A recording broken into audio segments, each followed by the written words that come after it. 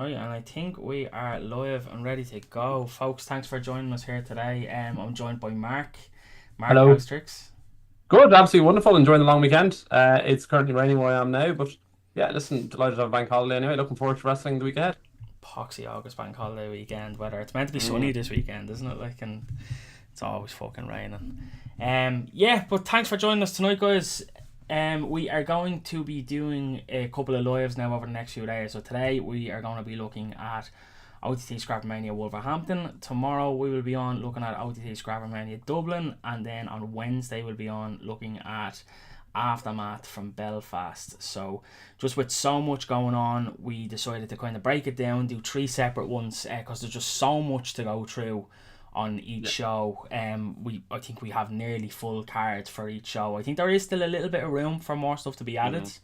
but I think for the majority of it is full, so plenty to talk about, and it would have just been a bit much to try fit it all into one show maybe. So Mm. yeah, so massive week ahead. I just said, Mark. Before we jump into Wolves, like huge week, three shows plus a comedy show.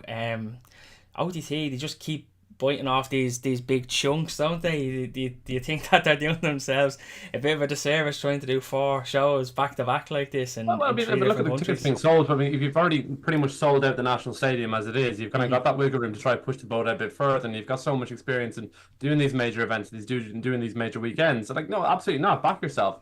Try to get the most out if you can. They've obviously got an inherent fan base over in Wolves as well. Obviously, got this huge stars coming for that show as well as the ones up in Belfast as well. So, like, no, listen, I mean, um, obviously, I'm speaking for yourself. There's more people wanting to do the show for, say, the comedy show this coming weekend than Yeah, there is spots available. So, like, there's huge demand both on the talent side as well as on the fan side for these things. So, it's brilliant to see. Particularly in a weekend when there's other big shows like WXW, Rev Pro, AOTT being the position they are, they're able to run four different shows back to back. No, it's absolutely brilliant. It's really, really exciting more than anything. Just the platform now, so many big stars coming over, the platform that Irish people will be able to get off the back of it as well. So no, listen, I think the more of this kind of stuff, the merrier. yeah, absolutely. Do you have a standout show? Have you looked at much of the cards? I know. We were saying earlier that you need to Yeah. kind of refresh your memory on a few of them. Mm. But having a look, what are your standouts? Do you have a top show out of the Yeah. three that you're most looking forward to? I think overall, I think if you're looking for one that's kind of storyline and kind of more towards fan service and kind of rewarding people who've been keeping up with the OTT product, you're probably going to be keeping an eye on the Dublin and Belfast Mm-hmm. shows. A lot of the big matches are going to be going on that end. But as somebody who likes wrestling, just in ring Yeah. products, like who's been to WrestleMania, we've got like WrestleCon shows, and in the past, where OTT used to do where they do these kind of super indies. They've got all these big stars from all over the world, and it just so happens so many ducks have lined up in a row whereby you can play for the show in Wolverhampton this coming weekend. You've got the likes of Trevor Lee, who's over in this part of the world for WCW and Rev Pro as well. So he's doing three of the big promotions of Europe back to back to back. You have the likes of Danhausen, you've got Dan Maloney back off his New Japan run. You've obviously got LJ from our part of the world coming from Noah. You've got so many big stars like Lykos who just come off the back of a big Progress title win. He'll be appearing as well. Obviously, Nick Nemeth, Impact Wrestling World Champion. As far as the Super Indie goes, I think Friday night is going to be as big as Super Indie as you're going to find in Europe, in particular anyway. And then you've got the likes of obviously Danhausen coming over from AEW contracted talent. It's purely from an in-ring standpoint. Friday be what I'd be looking forward to the most. Mm-hmm. Just in terms of the kind of the matches that are on offer. If you're looking for just purely match-driven content, that's what I like. But obviously on Saturday there's going to be huge ramifications for like story threads that throughout the show. Be like the Sam Be Cool kind of story thread with the draw and whatnot, building towards the world title match with Trent Seven later in the show. But no, it's a hugely exciting show with three very different contrasting offerings for fans as such. Yeah, absolutely. It is like I think I know we spoke about this before multiple times. My kind of wrestling is kind of different to your kind of wrestling. I know you Mm. love the in ring product more. I'm more of a storyline type of guy. I kind of need the something to hook me. Although Mm. I'm not adverse to going and watching a great in ring match. Mm. I need something to invest in as well. I like something to Mm. kind of grip me into it. So I need that kind of storyline to be there as well. So for me, it's the Dublin show for me. Mm. Although the Belfast card I think is shaping up to be Yeah. something a bit special as well. Like we're seeing a couple of guys are going to be getting opportunities on that card. And we're seeing, like, so we have people who haven't been advertised for the other cards. Yeah. We have Luke Frettel getting a run out, a guy who I know that you trained with him, Mark, and he was very unfortunate to have a knee injury very early in his training career to kind of set him back. But Luke, for anyone who doesn't know, was part of that class of Ilya, Sam, Renzo when he first came to Ireland, although Renzo had a lot of prior experience. But Sam, Ilya, Keane Noonan, Boots, he was training with those guys, and we can see that he's only now kind of starting to get that run because of that injury setback. So I think Luke is going to surprise a lot of people on the Sunday. We have Terry Thatcher, who I think it's a travesty that he's not on the Dublin card minimum. I in my opinion, one of the most underrated wrestlers in the country. But obviously there's nothing for him on the Saturday night, so he gets the opportunity to show on Sunday why he should have been on that card. And like it's a massive match as well for Thatcher going up against Speedball. So I'm really excited to see what the Sunday brings. And I'm very happy now that I'm after getting my Belfast tickets to head up for that one. But yeah, let's dive into this Wolverhampton card. So there's currently 6 matches announced, and we'll go through them. First up, Dan Maloney against Connor Mills. The one match that really has a bit of substance to it that we've seen the promo package online, if anyone's been keeping up, there is a bit of personal stuff between these guys. Seem to be friends a long time. It seems to be a match that maybe Dan Maloney asked for and is now being given this. So this is pretty big. It's big for Connor Mills. I think this is his debut. I can't remember him being on another OTT show previously, has he?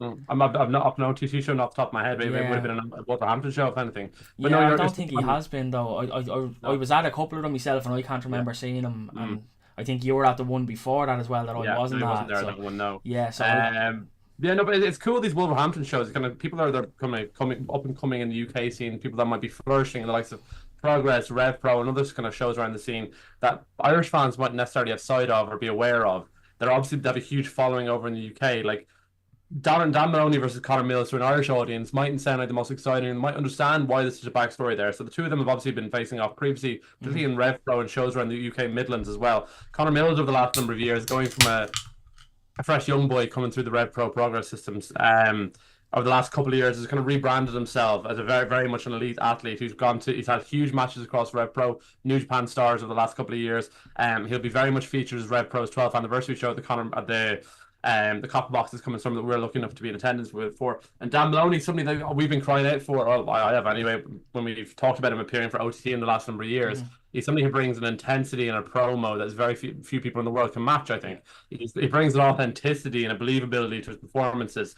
I know a lot of people haven't been his biggest fan, but there's people in certain parts of the world, be it New Japan and whatnot, have kind of had their eye on him for a number of years when he's getting invited to appear at the World Quest shows. I think it's really, really cool. Like, obviously he's from the Midlands as well, so like for the local fans, he's a guy who trains people at Kamikaze Pro Dojo over in the Midlands as well when he's back in town. So it's a really, really cool offering. The Bullet Club War Dogs, like, they've had a huge run over the last couple of years. It's unfortunate the likes of Alex Coughlin rather has had to retire, but no, listen, that's something as an opening bout that's going to be electric and bloody physical from the outset.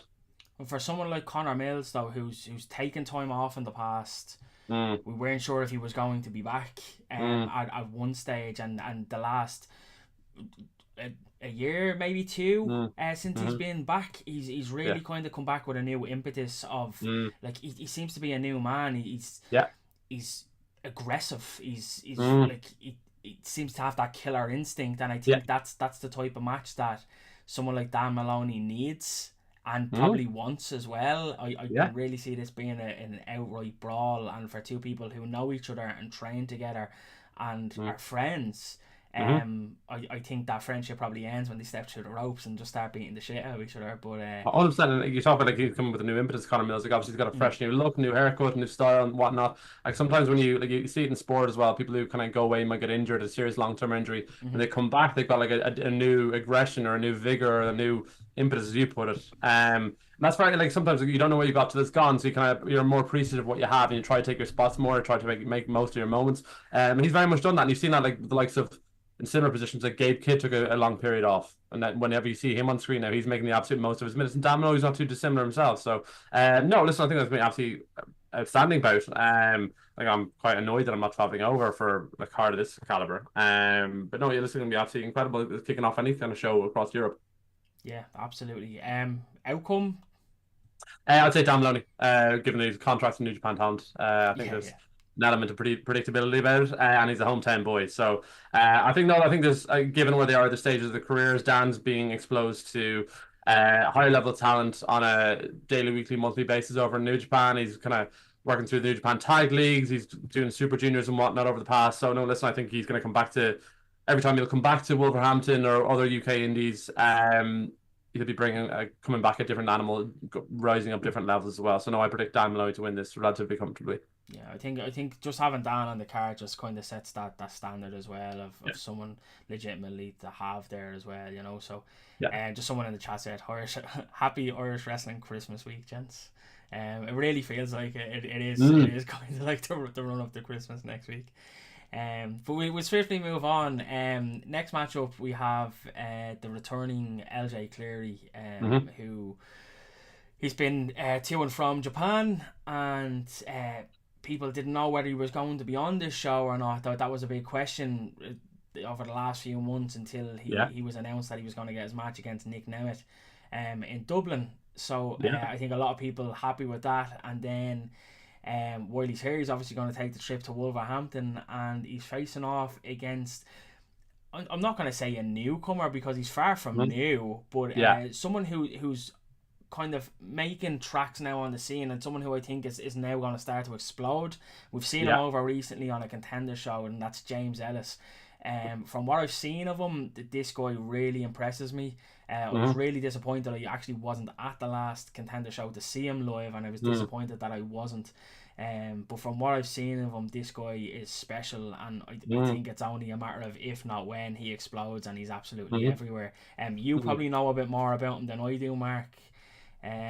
So if he's obviously it's obviously a guy like you touched on there. Like he has been around for a while, but it's like anything. When somebody catches the attention of a greater audience, it feels like an overnight success, but it's not. It's somebody who's been working his craft for years on end.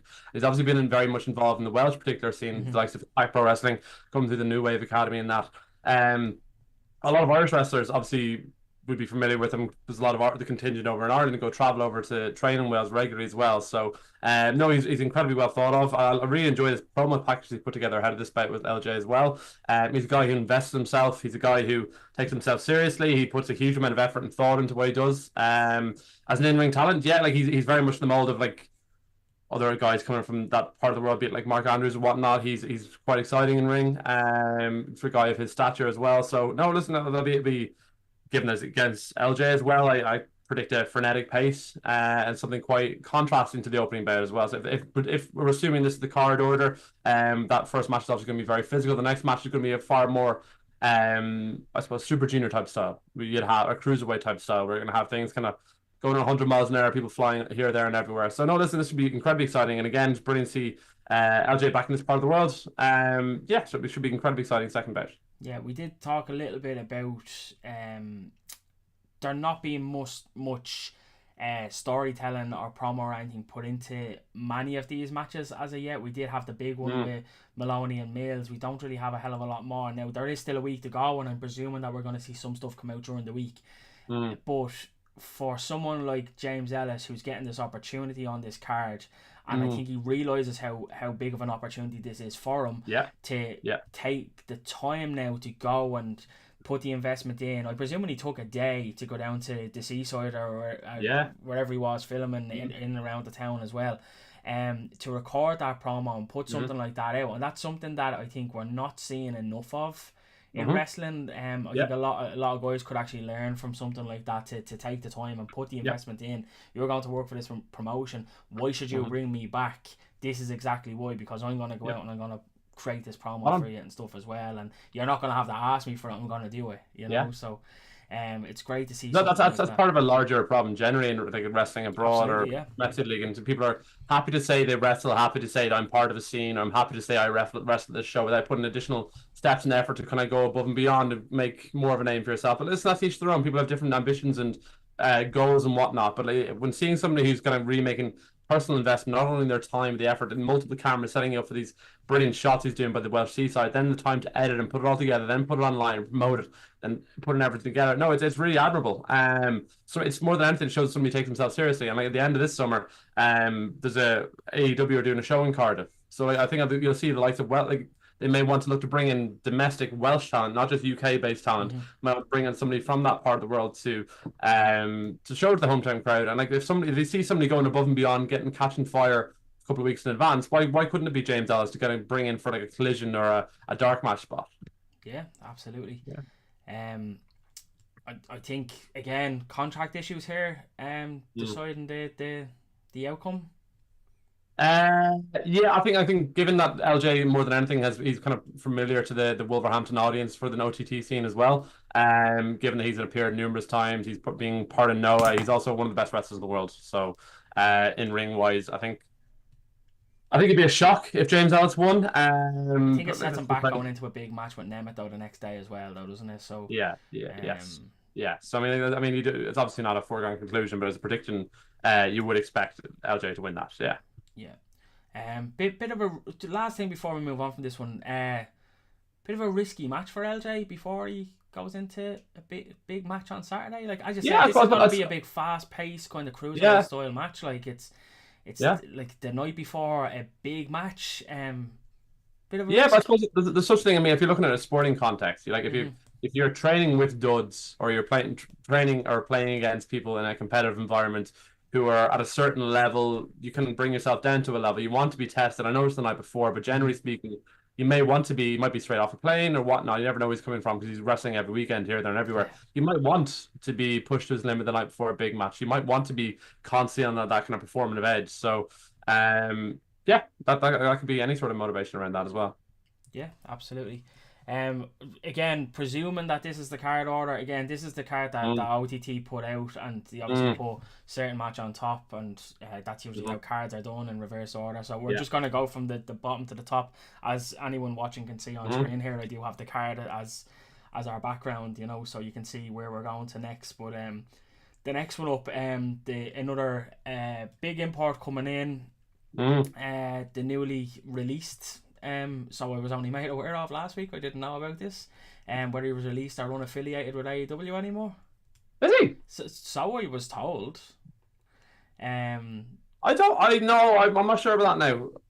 Yeah, I don't know. Listen, I'm only going off what I have no idea. Okay.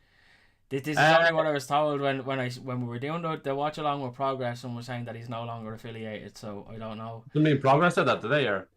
No, I think it's someone in the chat on the. Probably that clown Jerry Rush fucking talking shite. Possibly.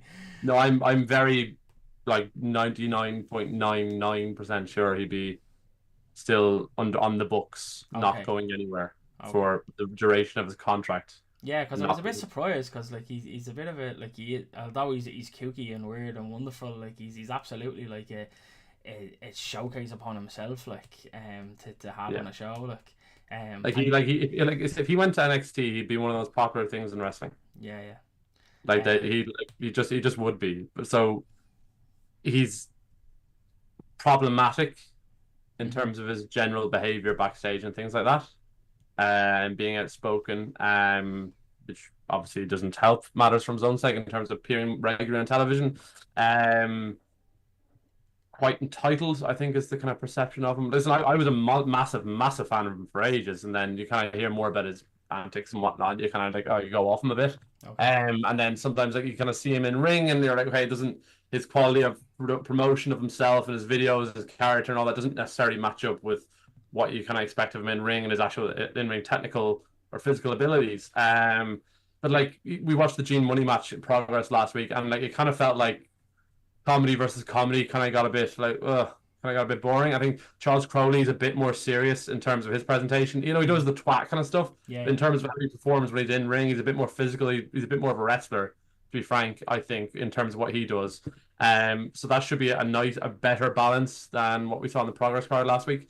I think you'll probably see there will be antics, obviously, with teeth and whatnot, because that's just part of the shtick. But I think this will. Yeah, I think this will be good. I think Charles Crowley, he's very clever. He's not as hit you over the head humor. He's good. He can be witty as well. So no, I think this. I would be excited for that if I was in attendance.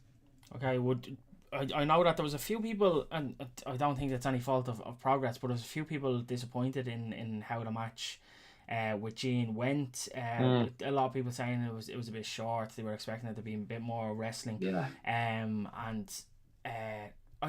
I know that there was some shenanigans as well, but I don't think there was anything too outlandish as well. Which, if you're gonna go down the route of shenanigans with someone like Gene Money and Danhausen in there, you expect it to be like really big and extravagant. And there wasn't really a hell of a lot like that. So are we expecting something similar in this one, or how do you expect this one to go? 10-minute match max. I mean, you wouldn't want either of them in a match more than 10 minutes anyway, just given the kind of characters there. Do you know what I mean? You wouldn't want them to ride over 20-30 minutes.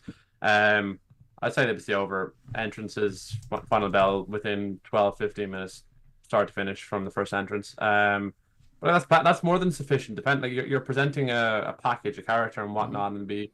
I'm sure fans will love it, and like, listen, Lord Voldemort, Joe Cabray obviously loves this kind of stuff as well. So yeah, we'll see how it goes. The one thing that Joe said before in the past is that like he's very appreciative of comedy. He doesn't get it. Like, that is the thing. He doesn't get it. But also he's very appreciative of comedy wrestling. So and the reason being is because he was thrown into that spot a couple of times to do a bit of comedy, you know, and he said that he died an absolute death trying to do it. So I think that's he's not exactly a banter merchant when you speak to him, like, so do you mean? Yes, absolutely, but I think that's why he appreciates it a lot more then as well, you know. So it's big spooky omen trying to crack jokes, like.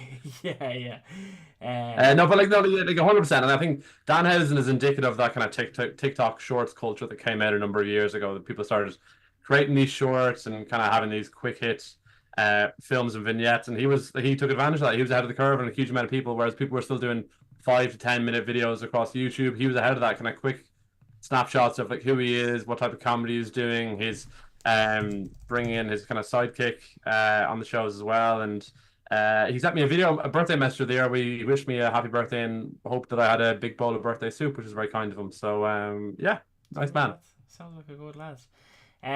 When we look at that Crowley, we see someone who seems to be he's been doing this twat thing for a while, and I think over the last couple of months now we've started to see him maybe change a little bit and might be questioning himself and potentially on the verge of maybe a bit of a serious run. That's the way it looks to me, is that it's gonna go is that he's gonna go on a serious run.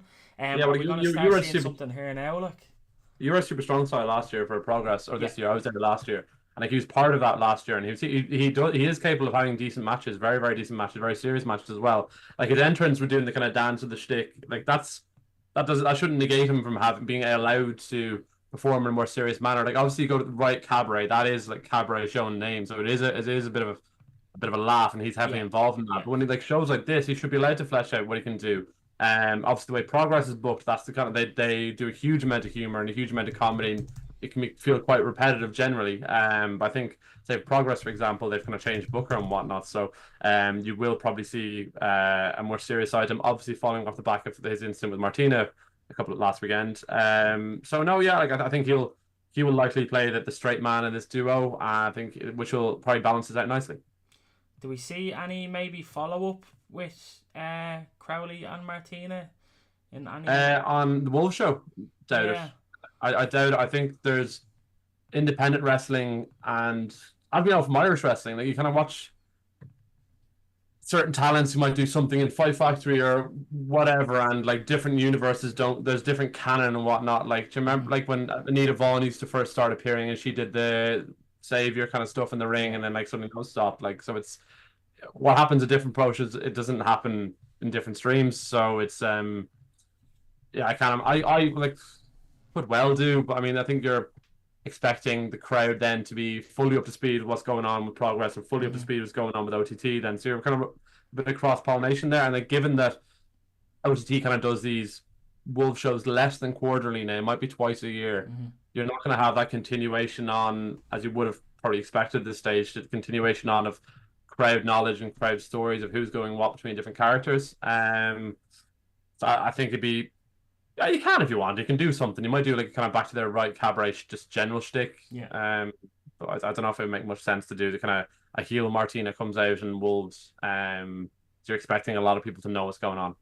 Yeah, like unless they do something away from the heel Martina, I think it's something that they could toy with, and I don't think that we don't have Martina on the show, but potentially there is something there for her. Again, we did speak about there only being 6 matches announced. Usually these shows, we're probably looking at a 7 or 8 match card for these bigger shows. Yeah, so I think it depends on the match you're doing. I think you're looking at like there's be 2 matches there that'll be, one match will be quite self-indulgent, if I do say so.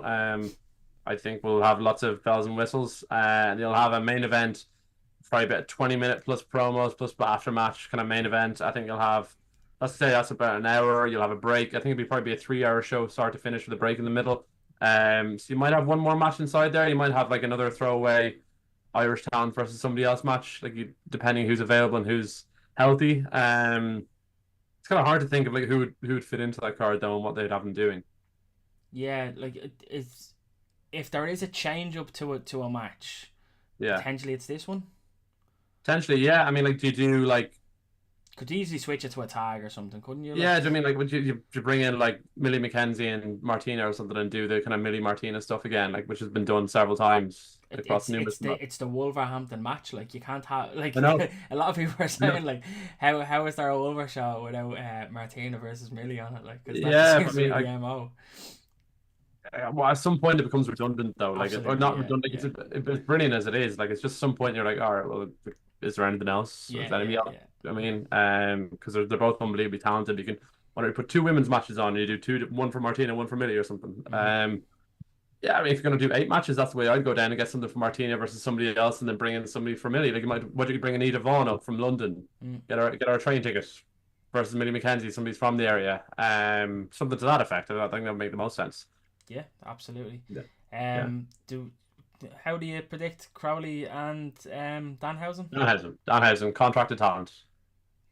So unless somebody has lied to me, but yeah, no, it's contracted talent. He lost to Gian. Did he? Yeah. Oh, okay. Yeah, he lost to Gian, and then after the match, he cursed him again by kicking the bollocks. Oh well, fair play. And then he got his money obviously as well, which is the most important. Yeah, what's wrestling's about? Getting money. Yes. I reckon that'll be the way it goes. I assume Danhausen will win, but given it's Charles Crowley, he's not the type of guy who kind of constantly. Somebody in the chat here is chatting about like be some crack if Session Mock Martina comes out looking for an opponent and Katie Harvey showed up. Yeah, I mean. Potentially do that, and it might make more sense to do that in an Irish-based show Dublin rather than show. You got to pop for that in Dublin, like. Yeah, rather than Wolves. But I mean, it could be some crack. Dean O'Leary, sorry I'm late. No problem, Dean. There you are. Anyway, Dean's saying Housen seems to be a free agent again. Don't think so. No, definitely something that we'll have to look into. Yeah. But yeah, the next match then. We'll have a quick look. I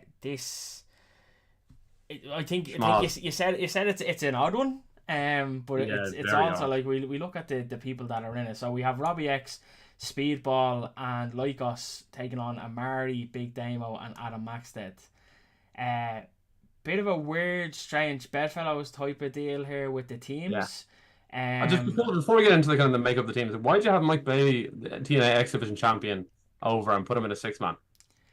Yeah, like to be He's fair, got brilliant matches on Saturday and Sunday, but like, why'd you put him in? Why, like, yeah, yeah, I mean, I mean, why did you have LJ versus Robbie versus fucking Speedball. Speedball? Yeah, Well, obviously, you can't. Like, Speedball can't lose, so like it's things yeah, like yeah. that. And To then be fair LJ. as well, like this match was scheduled before he won his championship, so Yeah, that there I is mean, like, also it's that. still, like, I mean, fucking Robbie X, like, geez, why'd you? Like, there's gonna be costs involved with these things. Like, would you not like, want to get your money from? Um, Lykos, Robbie X, like even that Robbie X, Lykos, Speedball, like they're probably all gonna be like, "Hello, how are you?" Like, fair enough, we're all good on with each other. But the opposite team, like, I mean, the draw have had issues with the Kings of the North and Damo. So, and a Maxted team with Damo seems a bit weird. Obviously, the Hmm. Wolverhampton crowd will be privy to that kind of insider knowledge and whatnot. And Yeah. Omari just being lobbed in there because he's from the area. Fair enough. Flex is Again, also not sure if you're aware, but Flex is also working out of Manchester now. right, okay. As far as I know, he moved over there some stage last year. He is, yeah. He's So in a lot of gym stuff. So, yeah. well, there you are. Like, that's fine. He's going to be on So World of Sport. it could just be a case like he's up the road, train ticket, as you Yeah, said, with a neat yeah. round. So, and then Yeah. we put him into the card, you know. So, Uh, I do think that we have I like the dynamic though. If we look at the teams and the attributes of the team, so we have like a team that's really big, one small. big, heavy, strong hitters, Mm. and then the small, quick cruiserweights that are Mm. probably gonna have to be doing cartwheels around the bigger lads to get Yep. around them, you know. So, I do like a dynamic like that because I Yep. feel that it feeds well into how to tell a story during a match. And Mm-hmm. how a match can develop as well. I think sometimes when you get too many like for likes, it can kind of really you need that bit of contrast in there. That's So. why you have like these like three big bases with three flyers. Like that's kind of what you have. I mean, I don't like. I generally don't like 6-man trios anyway. Just I find it's overly convoluted. I don't like triple threats. I don't like fatal four ways.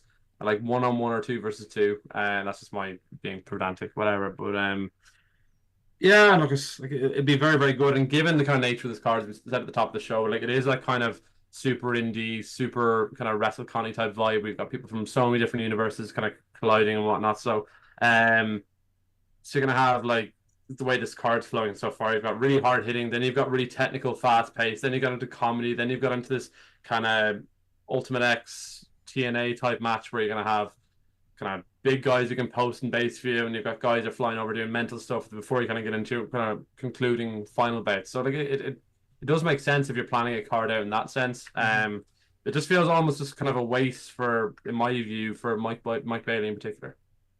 Yeah, someone in the chat here, Uranus, that's the name by the way. Speedball and LJ would have to go really hard in Speedball. Speedball is probably going 20 minutes with Terry and Robbie over the next couple of days. So maybe it is just one of them. We'll give you give us 2 big fast paced matches and we'll throw you into a tag for a break in one of the shows. Like. So I bet Uranus is your man Rory. I've no idea. He'd have a stupid name like that, but anyway. Anyway, yes. Yeah, so I don't know if there's a stipulation for the Robbie versus Speedball due to being dubbed the money match. No, I'm not sure, to be honest. Colin, you probably have more insight on that. Yeah, no, the money match is just, to be honest, I don't think it's needed to be a money match. For anyone who doesn't know what the money match is, it'll usually be a case of this side of the crowd will cheer for this person, this side of the crowd will cheer for that person, and whatever person wins, that side wins, and then they'll have like tennis balls or something with money in them, and they'll throw them out to that side of the crowd who won. Uranus, I'd like to say sorry. I thought you were Rory Brady, but you're not. I do apologize. I don't think it's needed. I think you have someone Robbie against Speedball. I think is a massive match. On a European scale as well. Like I don't know about you, Mark, but like I'm a massive fan of Robbie X. I think he just has everything. I don't know why he's not signed to a American promotion yet. Yeah, he needs more fleshing out of his character and who he is. He needs to be more like, this is the devil's advocate in terms of the way he performs, being more. You never see him fighting from underneath. Yeah, true. Yeah. Do you know what I mean? And again, I think a guy his size, if you look at somebody like Michael Oku, he's not doing things that are crazy shit. Michael Oku spends half his match, particularly as a baby face. It's his facials, it's his feeding up, it's his going from the bottom, working his way back into match, catching somebody out later on, getting them in the half guard, whatever. That's his stuff. That's what he's been really, really good at his whole career, particularly if you look back at his match with Pac and whatnot. Robbie, like, he's, again, it's just my opinion, but he's just too X division-y. And he's pigeonholed in that sense. Like, he's not, you don't see him in a serious match where somebody's beating the shit out of him and he's, well, not necessarily bleeding or whatever, but he's having to, like, kind of, oh, come on, like, climb from underneath, and you can see his face, that real struggle in the fight.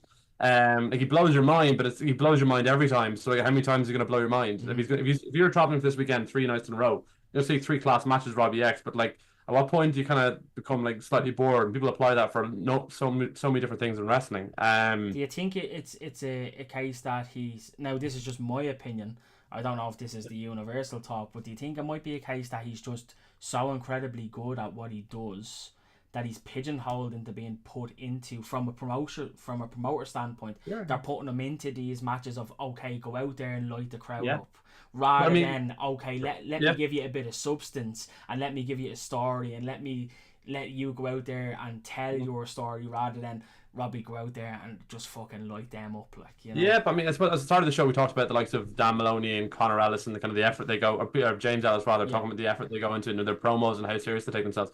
Don't really see him doing the same. Like, if you saw him, like, doing some sort of, like, promo, because the UK and Irish scene is relatively small. And I've no doubt he's probably faced Speedball at least once before in his career, and you can put out a package like, you've beaten me once before, blah blah blah, and then I'm going to get you this time, blah, blah, blah, I'm going to see you in Wolves. Like, you can do something take it a bit more seriously, going from the money match, the spot fest, the highlight match, the X Division match.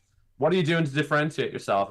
What are you doing to differentiate yourself that could then get you signed, and that can then be marketed by a company?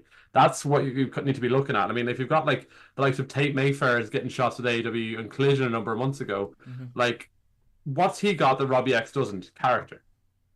Like, obviously, like, when you see him in ring in AEW, it wasn't as good as other people on the company and whatnot, but that gets you in the door with things. Like, sometimes, like, there's a guy called Matt Cross. This is a convoluted example now. Matt Cross, he's one of the indie darlings the last 20 years. He knows everybody. He's been everywhere. He was on Tough Enough in WWE back in the day, the one that Stone Cold hosted. But he was already like a 15-year indie vet. He was incredible at what he did. But he was one of the first people to get let go, because there's nothing going on here. Yeah. Absolutely nothing. You can do it all, but he has nothing going on.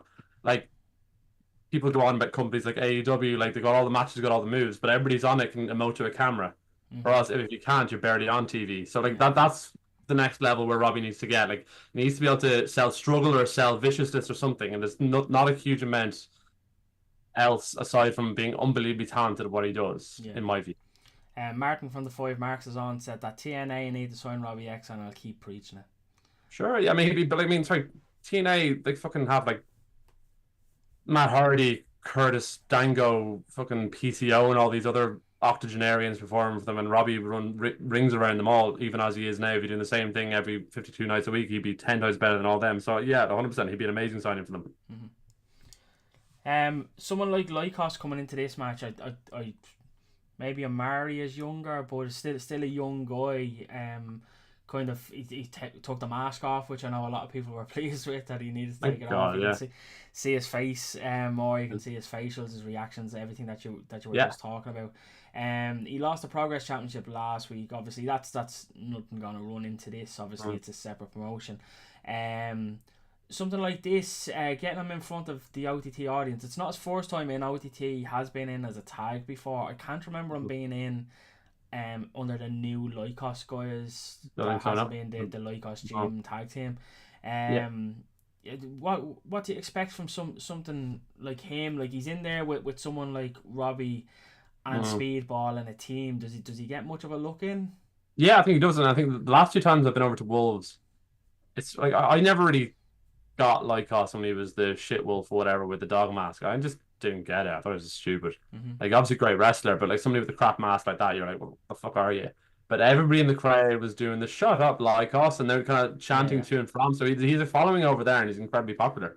There'd be more familiarity around him than I suppose in that part of the world than even Mike Bailey, I assume. Given that not many people watch TNA, or there's no real access to it in this part of the world either. So there's obviously a huge contingent that go to these shows are familiar with the likes of Progress, given that Lykos predominantly appears in progress shows. So yeah, I imagine he's going to get a fair bit of it. And I think of the three of them, and you've got three big massive guys. Who's going to be the one that's going to sell the struggle? Who's going to be the one there taking the heat from the big massive boys? Like that's going to be him. Robbie X is going to come in. He's going to clear heads. Mike Bailey's going to come in. He's going to kick all their heads in. Lykos is probably going to carry a lot of this match. Yeah. I think from what we've seen from Lykos over the last little while is he does everything that you said that Robbie doesn't do. He does really fight from underneath, and he does spend a lot of time on the ground, like taking a lot of heat from people. So, yeah, I firmly agree. I think he's going to be the guy.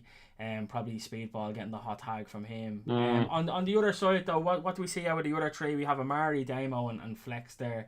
A bit of a strange combination. I know you said that.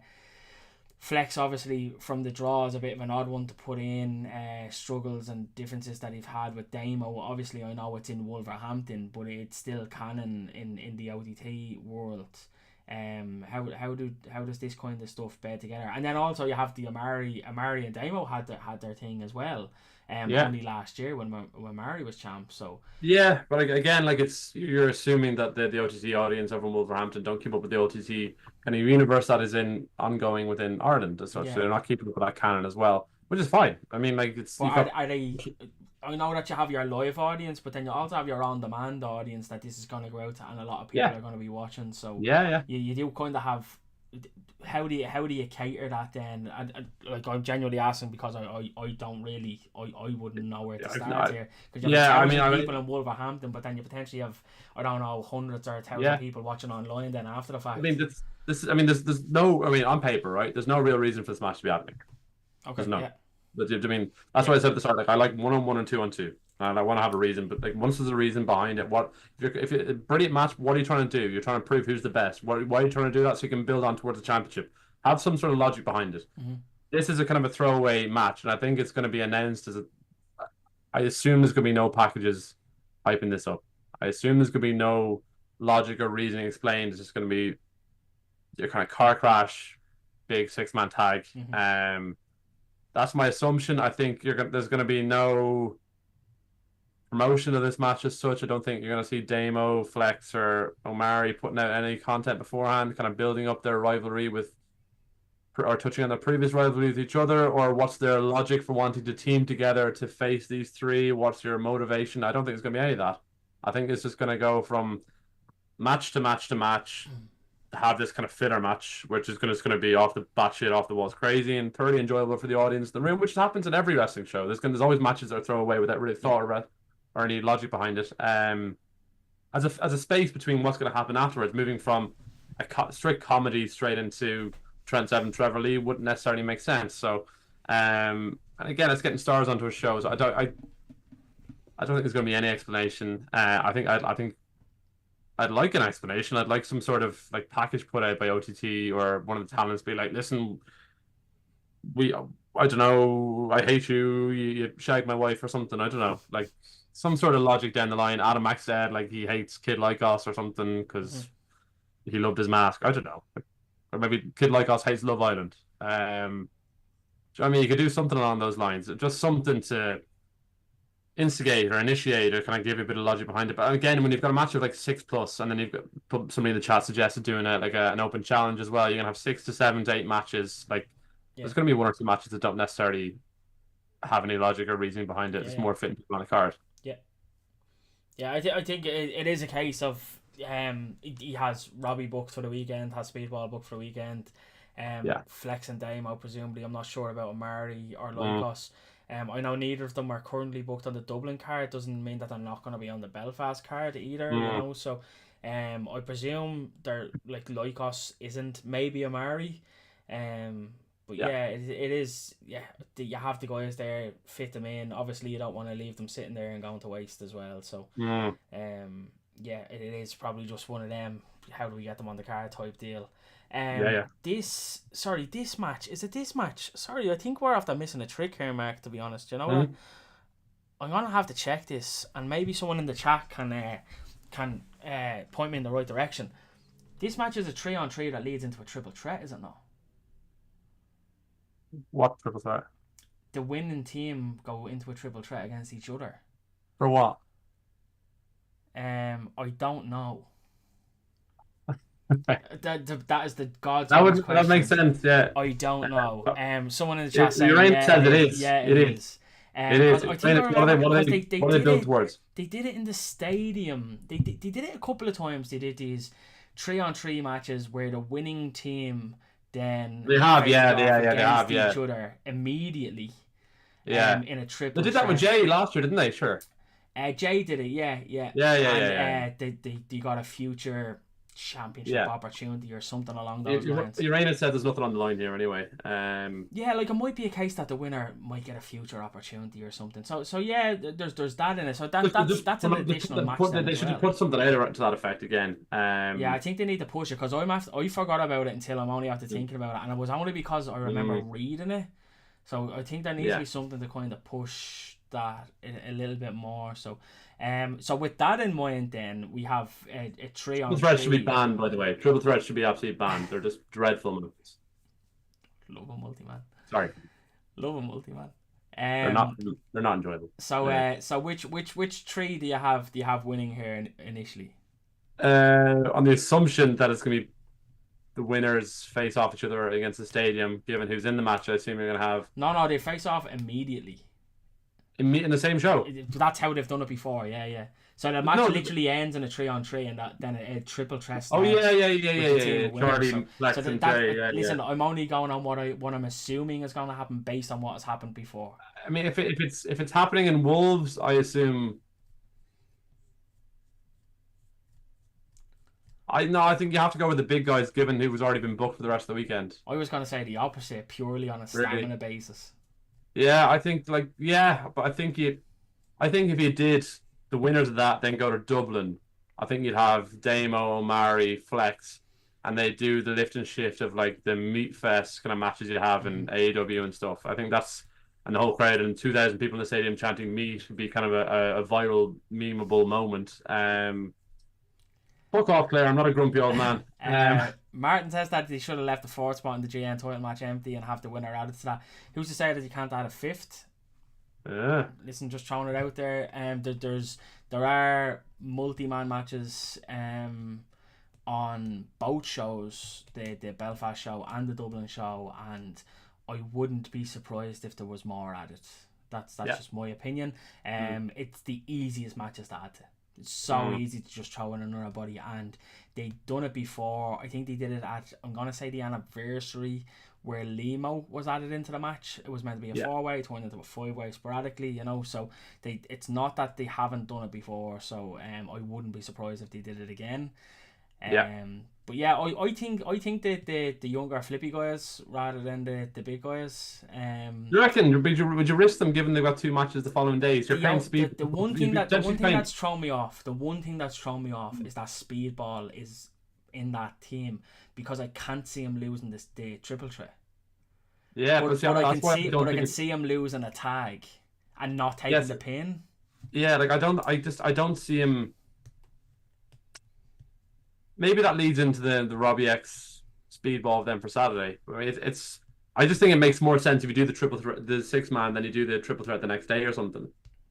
I just for this instance, obviously, given that it's not a thread or show like you're doing with Saturday. We have like there's 2 guys in each team are on the show the next day. I already booked in matches, so it's one of them that I don't think they can leave it off. I think it has to be done on the show. Right. Yeah. Like I'd like the triple threat that I'd like to see is Lykos, Speedball, and Robbie. But with Speedball being the contracted wrestler and the X Division champion now, that changes all sorts of things. So I can't see him losing. Yeah. So it throws the result in doubt there, but I think that would be a hell of a match to see those 3 guys in there. It would, yeah. I mean, I for something different, I'd like to see Damo sit on Lykos. And then like him, Flex, and Omari just chop each other for a while. Yeah. Just different. Yeah. Wrestlers should be big, physically grown men as well. Yeah. People should go to the gym. People should eat food. I'd envy Lykos in the position of that team winning, just being in there with those two guys having that type of match is exceptional. And it's flip side for someone like Flex, who, to be honest, hasn't really gotten that many massive matches away from as a singles, away from a tag team or a stable or anything. So for him to be in there with Omari, who's a great hand, as we all know, was a former OTT champ, and someone like Damo, I think would be great from his point. So like it does add that extra implication in, but really looking forward to it. I'm just having a quick look through the chat here. Martin's going haywire here, talking all sorts of stats and figures and all sorts here now. Martin's... Can they coexist on each side? Can Speedball and Robbie work together? I don't see why they can't. Speedball is one of the nicest guys in the world and he just likes everyone. Also, can Damo and Adam work together after Adam joined the draw? That was something that we were discussing earlier on. I don't think there'd be any issue with Speedball and Robbie. I know they have to match the following day, but unless something comes out during the week to throw a spanner in the works promo wise, I can't really see why they wouldn't work together. Like they absolutely throw hands the next day, but like there doesn't seem to be any malice between the two of them. I would say that Martin on first name. Martin's obviously on first name terms of Flex as well, which is lovely to see. So Adam, not sexy Flexy as Friends. Friends. Yes, Adam to me. He probably calls him Carl using his middle name because he's so close to him. Right, we go on to Trent 7 against Trevor Lee. Hasn't been advertised as an OTT match as far as I know, as an OTT championship match.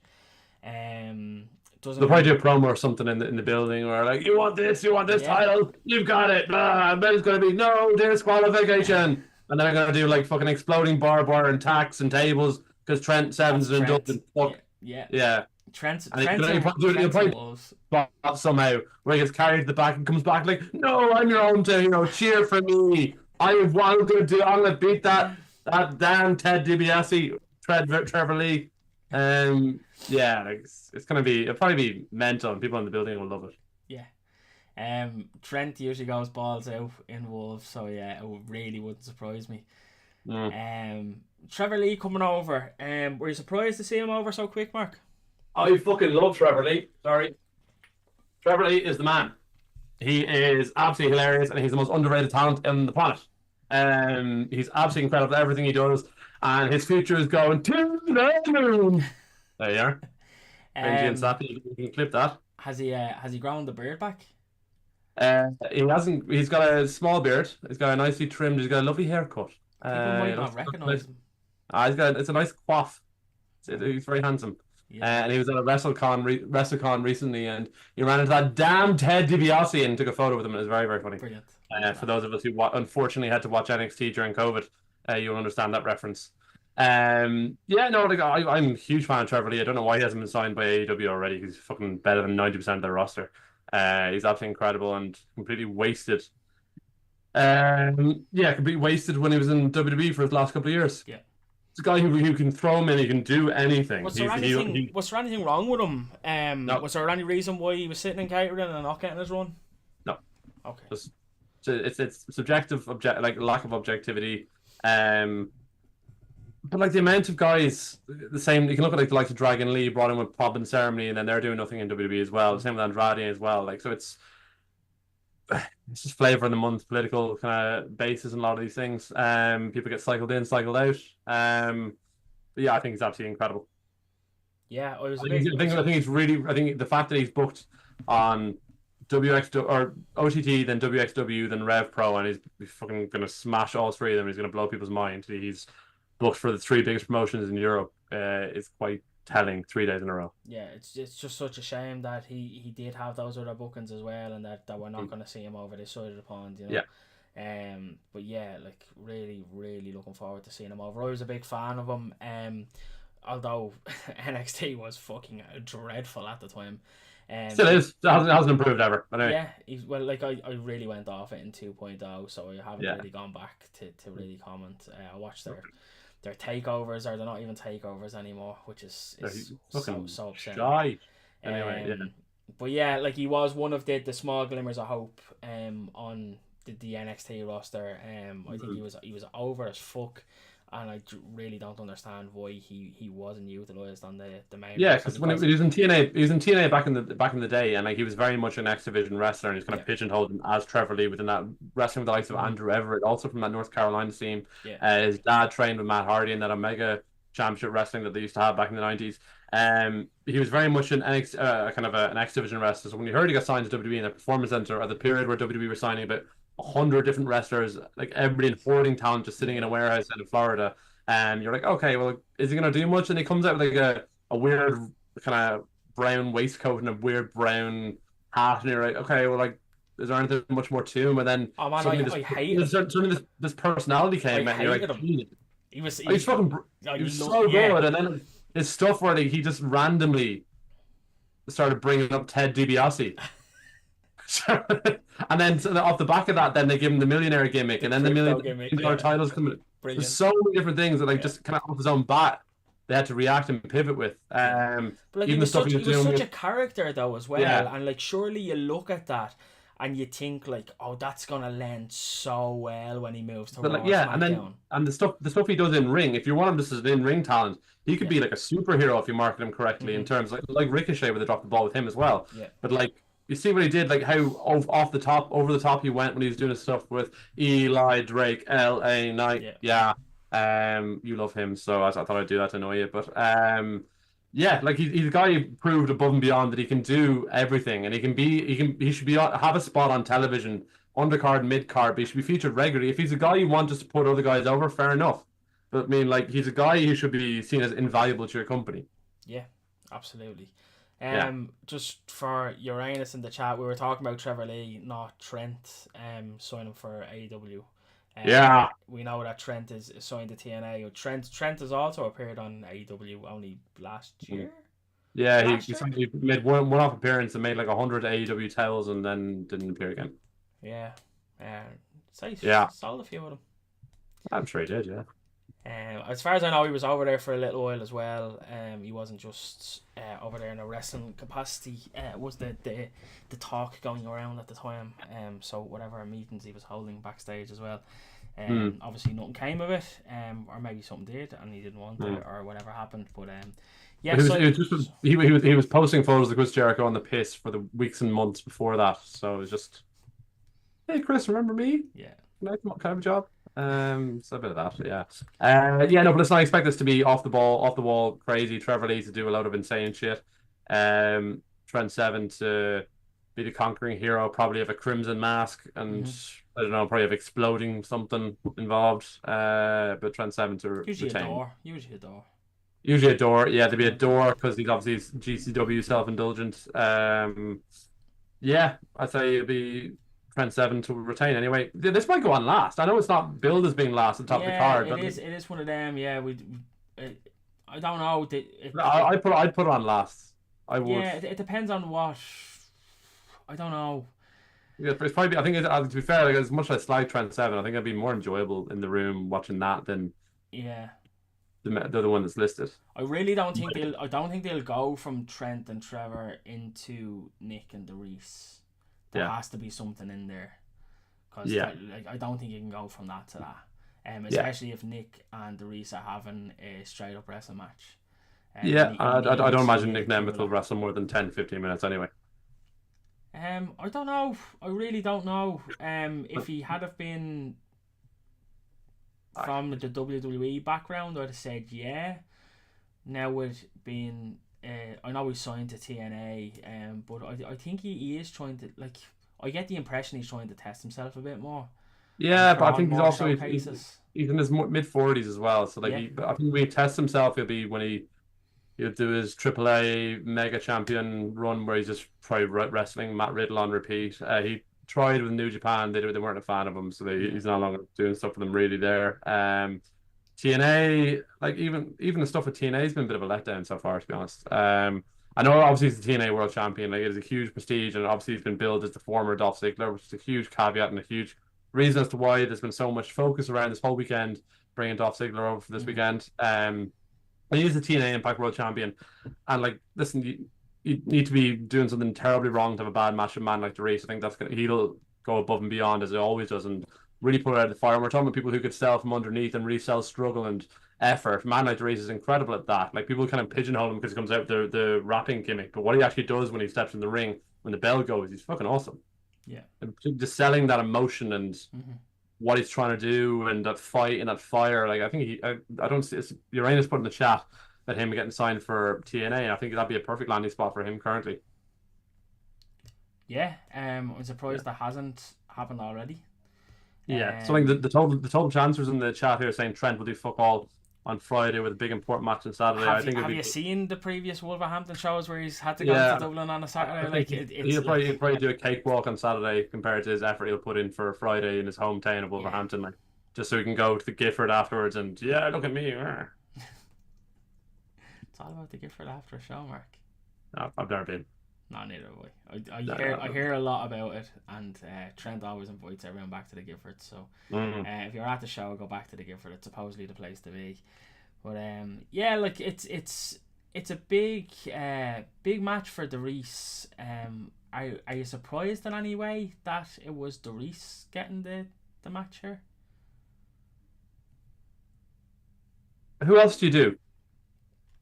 Do you know what I mean? Like, genuinely, like, I mean, it's one of those ones where like it's not going to be Leon Slater. He's already contracted to TNA. Yeah. Michael Oku, he's got his big MJF match of the weekend, so he probably didn't want that.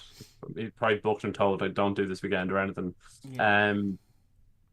You want it to be probably a UK-based talent who appears regularly within OTT. You're not going to bring Sam over randomly to an audience who aren't as familiar to him. You got to be conscious of the audience in front of you. So it's got to be somebody that's Joe's invested a huge amount of time in.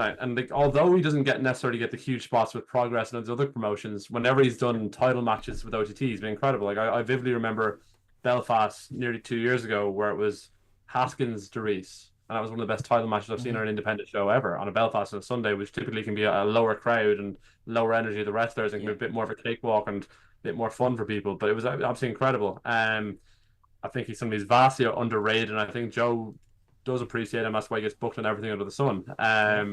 So when you're looking at people who could be, I think it's probably between him and Omari. And given Omari's kind of profile in the UK is very, very minimal generally compared to his profile in Ireland being the OTT champion, I think it becomes almost like a straightforward conclusion. Yeah, Dereiss is the guy for this. He's a person you can trust in a main event in any show in any card as well. Yeah, absolutely. Just looking through the cards, potentially Dan Maloney, Robbie. Again, you got to think. You look at guys who like Dan's contracts in New Japan, so you're having a TNA versus New Japan, whereas by having a man like Dereiss, that's somebody who appears in your shows in Ireland as well. So that's kind of using that to build up profile of your guy. Going to get over by facing the TNA World Champion. Omari and Damo are two that would stand out as well. Yeah, Damo the other one really. But I mean, does Damo need the match? Whereas does Damo need absolutely not. Like. Yeah. So I mean, that's kind of like. Yeah, I think it would have a good throwback connotation though. The two former WWE guys, I'm presuming they're familiar with each other, and they've crossed paths a few times. The only again, other one... if you're, I assume there's a goal to elevate somebody else, and like, given Damo kind of goes transatlantic, and what's his motivation at this stage of his career? Like he just wants, do you know what I mean? So it's. You think Dereiss, who's somebody who invests hugely in himself, he goes transatlantic to train with Natalia and all those crowd, and he's doing GCW shows, and his profile's on the rise, and he's really, really going for it the last number of months. I think he's the shoe-in for it. And like, I know Robbie X appears semi-regularly with OTT shows, like, but not as frequently as MLD. He's more of a Rev Pro guy. He is. Like, that's just his profile in the UK. It's the kind of X Division, whatever phraseology you want to use it for, the British Junior Cruiserweight or whatever it is.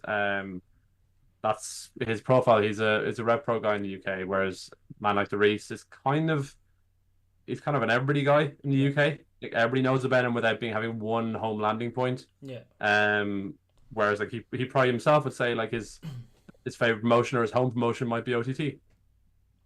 Possibly, yeah. Do you think? Just a quick question for you. And just guys, we are getting close to kind of wrapping up. This is the last match we're talking about. We might have a little chat afterwards. If you still have any questions or any thoughts, throw them into the chat. and we can discuss before we finish up. But do you think something like Dereiss is working, as you said, he works every promotion. He's working everywhere and anywhere. Do you think that there's a detrimental aspect to that? And like when we look back to, I'm gonna say, let's look at when Jordan Devlin was on the scene, when Walter was on the scene. They didn't overexpose themselves. They were very selective with their bookings. I know from what I was told that they've turned down bookings to protect what they actually have and to set themselves as the standard bearer for the future, for these companies to look at them and say, this is the guy, he's working this way and he's portraying himself as this thing. Where someone like Dereiss, and I'm not saying that there's anything wrong with what he's doing, but he's working so many different promotions and he's doing so many different things on so many different promotions. Is he overexposing himself? Should he maybe be a bit more selective with what he's doing? Yeah, I mean, like, there's two arguments to that. So people will say, like, oh, I'm being selective, not overexposing myself, not overworking myself.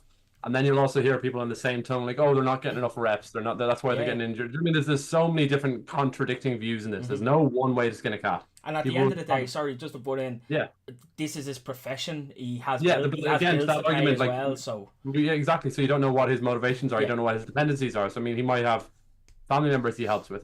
So I mean, there's loads of that type of things. But he also, given that he's going training here, there, and everywhere over in the States as well, and in GCW, his primary motivation is get as much exposure as he can, get bigger and bigger and bigger. And he's achieving that. So I don't know. I think I wouldn't be surprised if he'd be the next person from a regular OTT appearance to be signed to somewhere around the world. I'd put money on that. I don't see anybody else at all being close to being signed other than him. Like outside of maybe Damo. Yeah, but I mean, he'll probably do who hasn't been signed and stuff before. He'll probably do sporadic appearances with the likes of GCW or TNA or something. Yeah. But I think no, that's okay. Flex will do World of Sport, but I'd say for a major promotion, Dereiss to be the next one. Yeah. I'm surprised he hasn't got like a TNA or a WWE Performance Center tryout, to be honest. Yeah, absolutely. And like he's getting to the stage of where it's kind of, I'm not gonna say last chance saloon because I don't think there's any such thing as it, but he's getting to the age where people usually start to give up.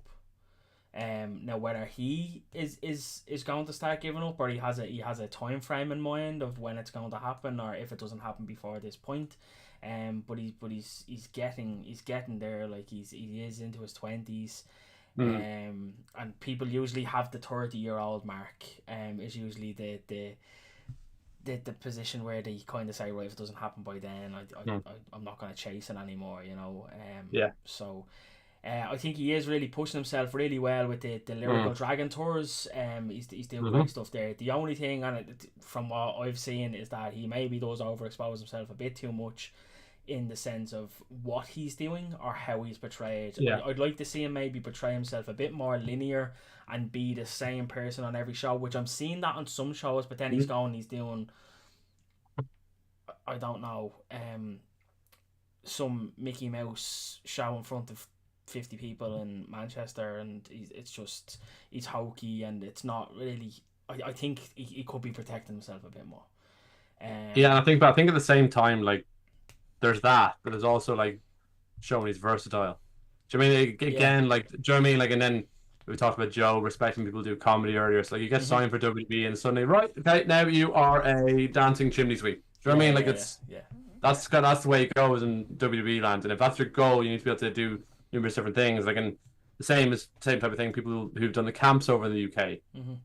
Do you know what I mean? Like, I was chatting to Cash Wheeler about this before, and like, you need to be able to juggle 20 different hats. Yeah, you're wrestling 3 or 4 times a day, with different audiences every time, with different stories, different characters, and whatnot. So, like, every point is valid, but there's also like a contradicting view to it as well. Like, there's probably, I'd say, he's probably told, given that he's appeared on like WWE's extras before, he's probably told to get here, there, and everywhere, do as much as you can. Do you know what I mean? So it's like, and that's I think the thing. Like, they obviously know who he is as well, which is That's like Yeah. 90% of the battle is letting them know who Yeah. you are, and once they know who you Yeah. are, then like you're in the conversation. Yeah. You know, so yeah, well, like, did we maybe see Dereiss as that next person that, like, we'll talk about OTT again, but that OTT pulled the trigger on, maybe whatever way they're going with the Trent, Barry, Sammy storyline, is Dereiss maybe not far off from maybe getting the trigger pulled on him to be the next champion? I have Barry beat Sam, Sam beat Trent. As soon as it's over, Sunday, Dereiss beats the shit out of Barry, and then Dereiss beats him at the very next opportunity. Okay, yeah, that's you never have a champion like Barry hold the title for more than like a month or two. Yeah, You absolutely, do you have something that fucks him over. Yeah, and you sustain it. That he's building or whatever, he's having to claw back, because even if he beats Sam and he beats Trent, like there's still a bit of like, Jesus, how is Barry nasty? yeah. Do you know what I mean? Like there's that kind of, there's element, you need to change perceptions of people. Like obviously we get it and he's unbelievable, but like external trolls, external troglodytes who live perpetually online are like, Jesus, fucking, this is your main event. Like, I think I that's what I would do. I think that's money. I think if showing from a versatility, I'd love to see Trent in a kind of heel persona as well.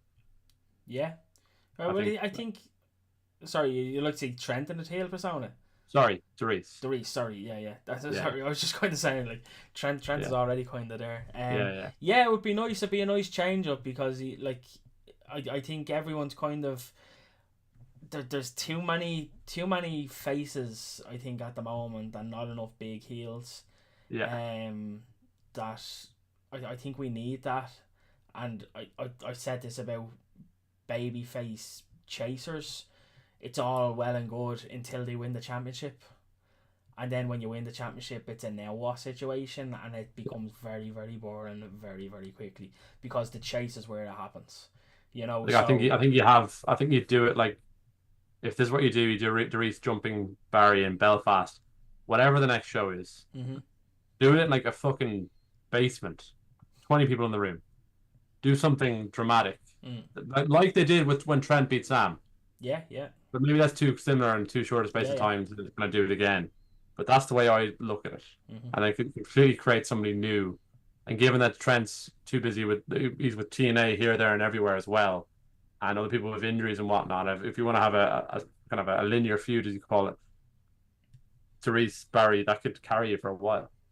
Yeah, and I think it adds the impetus there then for Barry to become what we expected him to be by now, which is more serious. I thought that we were going to have it coming into this. I thought that the Mox match was the beginning of it, and we kind of haven't seen it evolve as much. Obviously, like, listen, I'm in Joey Trust type of person, so I know, like, he presumably has the idea of where it's going. And I'm sure he's not only a month ahead, he's probably 6 to 12 months ahead. So, you'll see him in the stadium wandering around the wand of Abracadabra.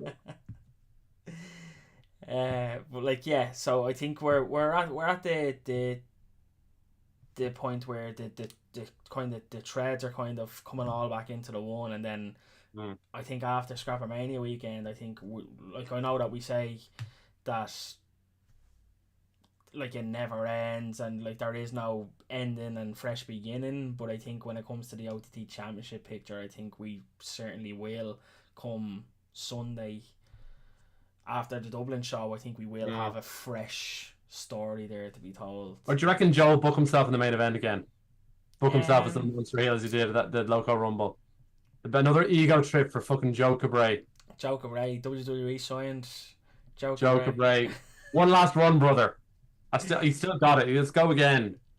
Book himself in another title feud, Joe. Yeah, sure, why not? Joe versus Barry would be good. It would actually, yeah. It would. That's been done. I can see it. I can see it happening. Like, I can see him. I can see him winning it as well. Anyway. Yeah. Like, listen. The Booker putting himself on top. But they did it with Pete, and I think it did Pete a world of good. If for people who may have gone back and watched from years ago, and I'm not sure if you've gone back and had a look at that kind of trademark. Yeah.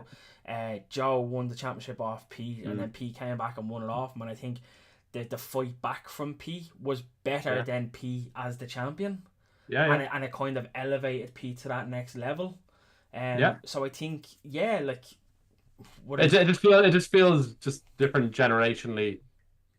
I don't know. It would just feel off to me. But I know, listen, to be 100% be a logic behind it. And listen, Joe Cabray may suddenly have a real fire promo on Sunday in Belfast. You never know.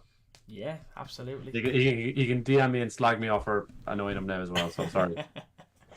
But nothing else to cover on the Wolf show. We are going to be back over the next 2 nights. Tomorrow we're going to be looking at the Dublin card, and on Wednesday we will be looking at the Belfast card. And I'm hoping to have a couple of interviews over the next couple of days as well. We might have them ready on the shows. We might be releasing them separate. Everything's up in the air at the moment. It's a busy week. It's a hectic week. We're running to Thursday for the comedy, and then the weekend for some big shows. But if you've joined us in the chat, thank you very much for all the comments. Everyone who's joined, hopefully we'll see you back tomorrow. We are back at 7 p.m. tomorrow instead of 8 because Jerry can't keep his eyes open after 8 p.m. so he starts to get pretty tired, so he has to start. I get cranky as well, so so we are back tomorrow at the earlier time of 7, and then I think we might be a little later again. We don't know. We haven't decided yet for Wednesday. Everything's up in the air. Just watch the space, watch the socials, like, comment, subscribe, all that kind of shit. But thanks for joining us here tonight. Mark, thanks for jumping on as well. It's always a pleasure. And guys, we'll see you tomorrow.